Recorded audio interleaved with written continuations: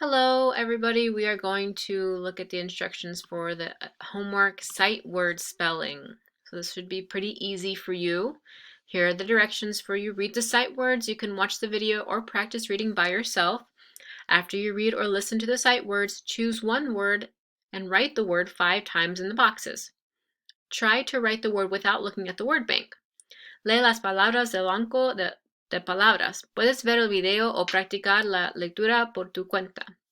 Después de leer o escuchar las palabras comunes, elige una palabra y escríbalas 5 veces en el cuadro.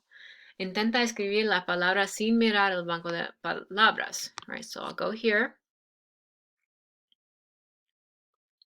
The directions are here again. And this is a video. If you want to watch it, I'm just reading this for you. So if you click here, it's just a little help and it'll be me reading the words for you. Okay? And you'll hear me. So let me click out of that. Anyway, you need to choose one word. Necesitas elegir una palabra and then escribe la palabra 5 veces aquí. So my word I want to choose, quiero elegir la palabra where. Entonces I'm going to write where. 5 veces. Where.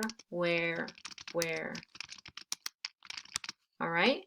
And when you're done, you click submit. Okay, enviar.